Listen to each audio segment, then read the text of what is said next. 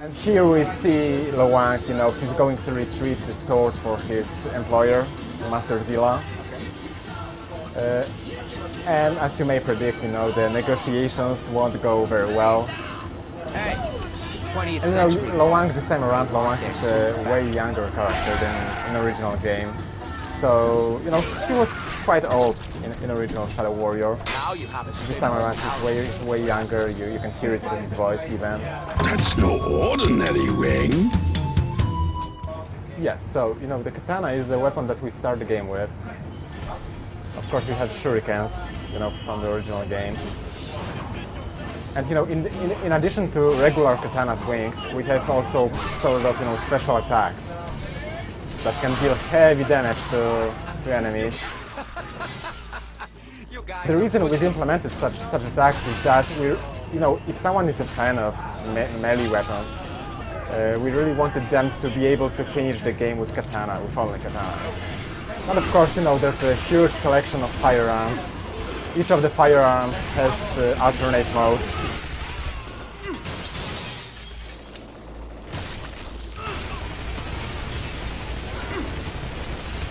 So you can simply button mash and you will get some random cuts in 8 directions. But you can also, do these subtle swings with your mouse. And you can, cut wherever you look. So it requires, of course, a bit of skill, but after, like an hour of gameplay, you will get used to it. Okay, and as for Easter eggs, there's the arcade. You insert the coin and it plays the random track from original Shadow Warrior soundtrack. And there's gonna be lots of stuff like this one. So, for example, one of the powers we can use is like lift, like,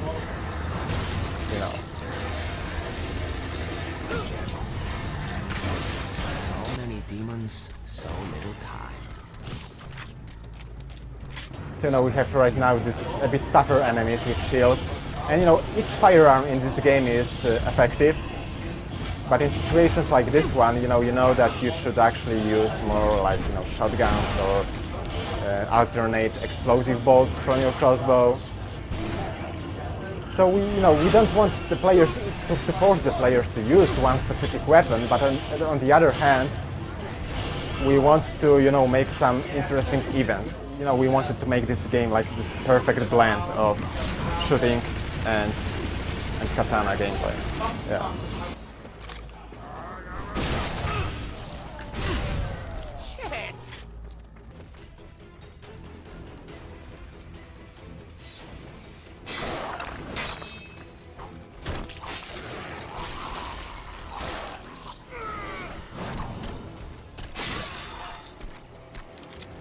Sorry, did I step on your grave?